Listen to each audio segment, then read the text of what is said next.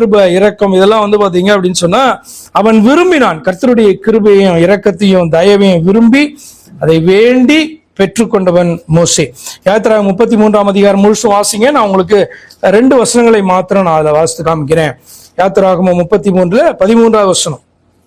அவன் ஆண்டவரை பார்த்து கேட்கிறான், உம்முடைய கண்களில் இப்பொழுது எனக்கு கிருபை கிடைத்ததானால் நான் உம்மை அறிகிறதற்கும் உம்முடைய கண்களில் எனக்கு கிருபை கிடைப்பதற்கும் உம்முடைய வழியை எனக்கு அறிவியும், இந்த ஜாதி உம்முடைய ஜனம் என்று நினைத்தருளும் என்றான். ஏதாவது புரியுது அந்த வசனம்? ஸ்பெல்லிங் மிஸ்டேக் இருக்கா? சொல்றான், உம்முடைய கண்களில் எனக்கு கிருபை கிடைத்ததானால், இப்பொழுது எனக்கு கிருபை கிடைத்ததானால் நான் உம்மை அறிவதற்கும் உம்முடைய கண்களில் எனக்கு கிருபை கிடைப்பதற்கும் உம்முடைய வழியை எனக்கு அறிவியும். அப்ப கிருபை பெற்ற மனுஷன்தான் அந்த கிருபையினால் தான் நடத்தப்படுகிற மனுஷனாய் காணப்படுகிறான். அவருடைய கண்களிலே கிருபை கிடைத்திருக்குது.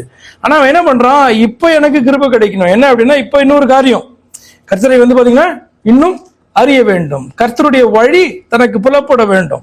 அப்ப என்ன பண்றான், இன்னும் கிருபை கிடைக்கிறதற்கு அப்படின்ற வார்த்தையை சொல்லாம, உம்முடைய கண்களில் எனக்கு கிருபை கிடைப்பதற்கும் உம்முடைய வழியை எனக்கு அறிவியும், இந்த ஜாதி உம்முடைய ஜனம் என்று நினைத்தருளும் என்று சொல்லி பாத்தீங்கன்னா ஜெபம் பண்றான். கிருபை பெற்ற மனுஷன்தான், தொடர்ந்து அனுதினமும் புது கிருபையினால் நிரப்பப்படுகிற மனுஷன்தான். ஆனா ஒரு காரியத்துக்கு விசேஷமா ஒரு கிருபை வேணும்ல. நான் சொல்றது புரியுதா உங்களுக்கு? ஒரு காரியம் தடைபட்டு இருக்கிறது, ஒரு காரியத்துல சிறுமைப்பட்டு இருக்கிறோம், அந்த காரியத்துல ஒரு கிருபை வேணும் அல்லவா? அப்ப அப்படிதான் வந்து பாத்தீங்கன்னா இந்த வசனத்துல அவன் கேட்கிறான். அப்ப விரும்புகிறான் பாருங்க அவன். அடுத்து 19 வசனத்துல பாருங்க, அதற்கு அவர், என்னுடைய தயையெல்லாம் உனக்கு முன்பாக கடந்து போக பண்ணி கர்த்தருடைய நாமத்தை உனக்கு முன்பாக கூறுவேன்.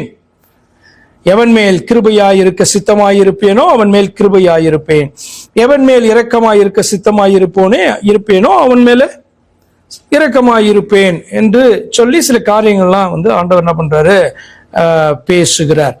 என்ன சொல்றாரு, கர்த்தர் வந்து பாத்தீங்கன்னா தன்னை வெளிப்படுத்துவேன், உன்னுடைய கண்கள்ல எனக்கு கிருபை கிடைத்தது.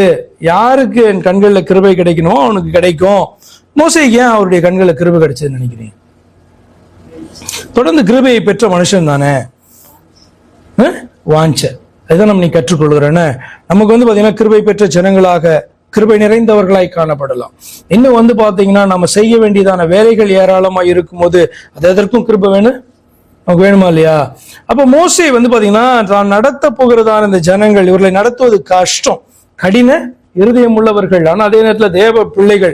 அப்ப அதை நடத்துவதற்கு எனக்கு என்ன வேணும், விசேஷமான கிருபை வேணும். ஆனபடினால அவன் கேட்கிறான். அப்ப கர்த்தர்ட்ட இந்த கிருபையும் இரக்கத்தையும் தயவையும் அவன் வந்து பாத்தீங்கன்னா விரும்பினான், அதை வந்து பாத்தீங்கன்னா வேண்டினான், பெற்றான். அப்ப நமக்கு அந்த விருப்பம் வேணும், அதுக்கு என்ன பண்ணணும், ஜெபம் பண்ணணும். நிச்சயமா ஆண்டவர் தருவார். இப்ப மோசேக்கு மட்டும்தான் கிருபையை தருவாரா, அல்ல சிலருக்கு மட்டும்தான் கிருபையை தருவாரா, இரக்கத்தை தருவாரா? அப்படி அல்லவே. யார் விரும்புகிறார்களோ அவர்களுக்கு என்ன பண்ணுவார் ஆண்டவர், கொடுப்பார், நிச்சயமாக பெற முடியும் என்கிறதான ஒரு காரியம் அதிலே அடங்கி இருக்கிறது.